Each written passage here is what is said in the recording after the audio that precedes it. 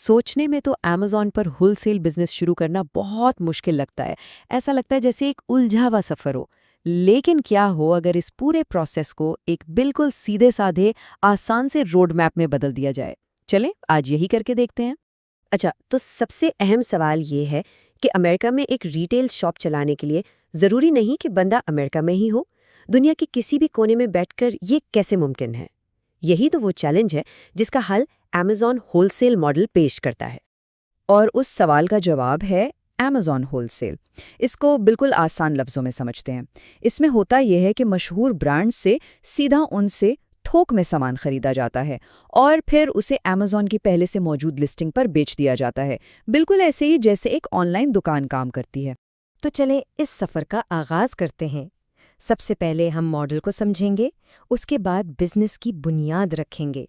फिर देखेंगे कि प्रोडक्ट्स कहाँ से और कैसे लेनी हैं, अमेज़न के अंदर के सिस्टम को समझेंगे और आखिर में लंबे अरसे तक कामयाब रहने के कुछ खास नुक्ते डिस्कस करेंगे। तो ठीक है, सबसे पहला और सबसे ज़रूरी कदम वो है कानूनी बुनियाद। देखिए, अमेरिका में बिजनेस करने के लिए एक प्रॉपर बाकायदा कंपनी बनाना लाजिमी है। आइए देखते हैं कि ये कैसे होता है। ये हैं वो शुरुआती कदम जिनके बगैर आगे बढ़ना नामुमकिन है। एक बात हमेशा याद रखें, बड़े बड़े ब्रांड्स किसी एक फर्द से डील नहीं करते। वो एक रजिस्टर्ड कंपनी से काम करना पसंद करते हैं। इसीलिए एलएलसी बनाना, ईआईएन नंबर लेना और बाकी सारे स्टेप्स इस पूरे बिजनेस की असल बुनियाद हैं।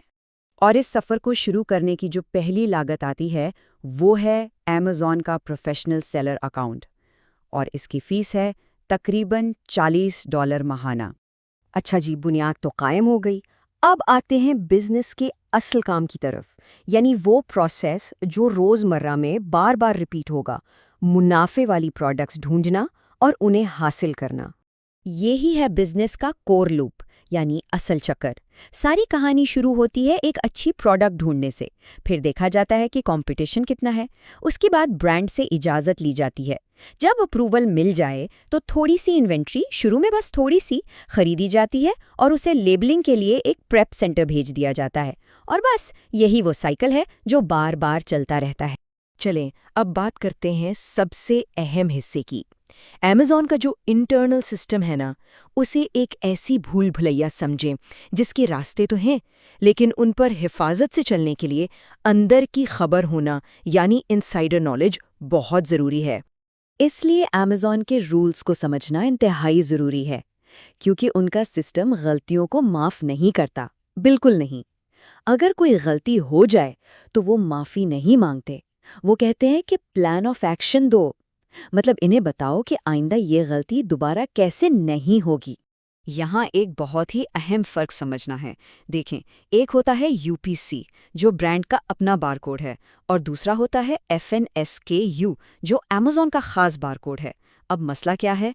अगर यूपीसी इस्तेमाल किया तो आपका स्टॉक दूसरे सेलर्स के स्टॉक के साथ मिक्स हो सकता है, और खुदा न खास्ता अगर किसी और का माल नकली निकला तो इल्ज़ाम आपके अकाउंट पर भी आ सकता है।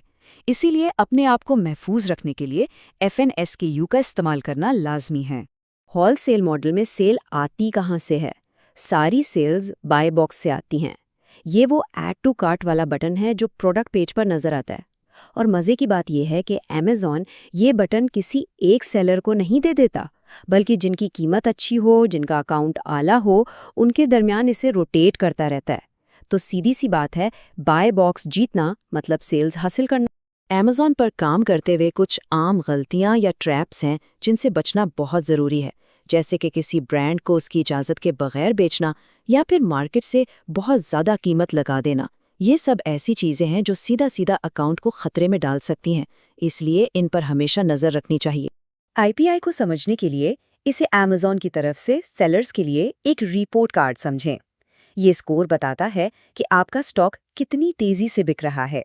अगर स्कोर कम है तो इसका मतलब स्टॉक वेयरहाउस में पड़ा हुआ है, बिक नहीं रहा। और एक अच्छा सेहतमंद अकाउंट चलाने के लिए अच्छा आईपीआई स्कोर मेंटेन करना इंतहाई ज़रूरी है। और अब आखिर में बात करते हैं उन 3 सुनहरी उसूलों की, जिनको फॉलो किए बगैर इस प्लेटफॉर्म पर लंबे अरसे तक टिकना मुश्किल है। ये लॉन्ग टर्म सक्सेस के लिए लाजमी है। अगर लंबी रेस का घोड़ा बनना है तो बस ये 3 चीज़ें जहन में रखें। नंबर 1, हमेशा हमेशा असली इनवॉइसेस संभाल कर रखें। नंबर 2, कस्टमर्स को 24 घंटे के अंदर अंदर जवाब दें। और नंबर 3, कीमत मुनासिब रखें, अचानक बढ़ाने या कम करने से बचें। ये 3 उसूल आपके अकाउंट के मुहाफिज। तो इस पूरी गुफ्तगू का मकसद रास्ते को आसान और साफ करना था। अब जब भूल भलैया का नक्शा सामने है तो सवाल सिर्फ एक है, क्या इस सफ़र पर निकलने के लिए तैयार हैं?